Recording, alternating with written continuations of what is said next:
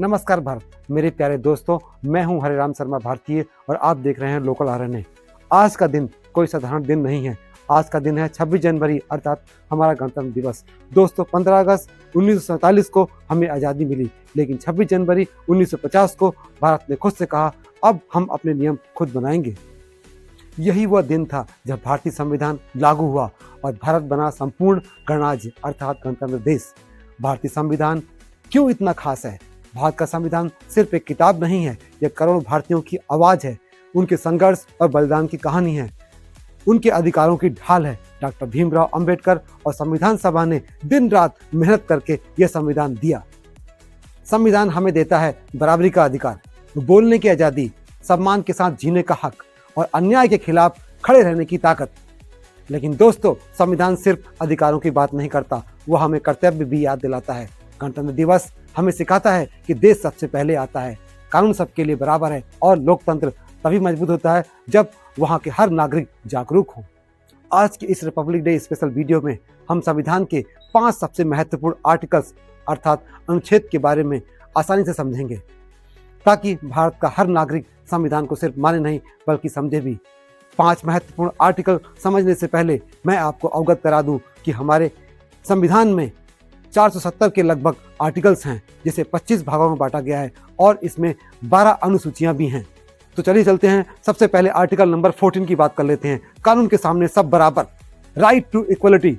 भारत के कानून में कहा गया है कि सब लोग बराबर हैं। कोई भी व्यक्ति अमीर गरीब नेता अभिनेता होने के कारण उसको अलग ट्रीटमेंट नहीं कर सकते, अर्थात सबके लिए एक ही कानून।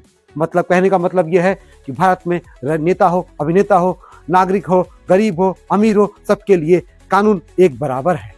आर्टिकल नंबर 15, भेदभाव नहीं होगा, नो डिस्क्रिमिनेशन। सरकार धर्म जाति और लिंग के आधार पर बदलाव नहीं कर सकती है, चेंज नहीं कर सकती है। सभी नागरिकों को समान अवसर मिलना चाहिए। इक्वलिटी सिर्फ बोलने की नहीं है, बात करने की भी बात है। अब चलते हैं एक बहुत महत्वपूर्ण आर्टिकल के बारे में। आर्टिकल नंबर 16, सरकारी नौकरी में बराबरी, equal opportunity in government jobs. सरकारी नौकरी पाने के लिए हक सब बराबर है। कोई भी गरीब हो अमीर हो, सिर्फ जाति धर्म के आधार पर उसका बंटवारा नहीं हो सकता। सरकारी नौकरी में मेरिट और नियम सबसे ऊपर हैं। इस वीडियो के आप स्किप मत करिएगा। इस वीडियो में मैं ये भी बताऊंगा कि वह आर्टिकल कौन सा है जिसे बाबा भीमराव अंबेडकर जी ने अब संविधान की आत्मा कहा था। अब आते हैं उस महत्वपूर्ण आर्टिकल को जिसे पूरे देश भर में लागू किया गया है। Article number 21A, right to education, शिक्षा का अधिकार। भारत में हर 6 साल से लेकर के 14 साल तक के बच्चों को मुफ्त और अनिवार्य शिक्षा देने का नियम है। अर्थात वह बच्चे भारत के जो 6 से 14 साल तक के हैं, उनको पढ़ाने का अधिकार सरकार का है।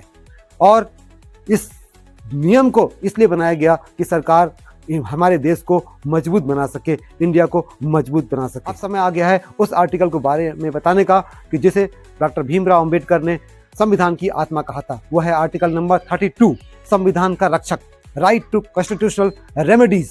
डॉक्टर भीमराव अंबेडकर ने इस आर्टिकल को संविधान की आत्मा कहा है। यह हमारे मौलिक अधिकारों की रक्षा करता है। अगर आपके साथ कोई अन्याय होता है, अनाचार होता है, तो आप सीधे सुप्रीम कोर्ट से जा सकते हैं।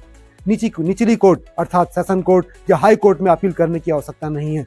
अगर आपको कोई परेशानी है, सरकार आपको परेशान कर रही है, तो आप सीधे सुप्रीम कोर्ट जाइए और वहां अपनी रिट दायर कीजिए, आपकी सुनवाई होगी।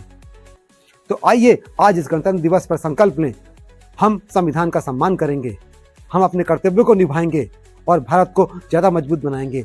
अगर आज की हमारी ये संविधान की वीडियो आपको अच्छी लगी हो तो इसे लाइक करें, अपने सभी मित्रों के साथ शेयर करें और हमारे चैनल को सब्सक्राइब भी करें।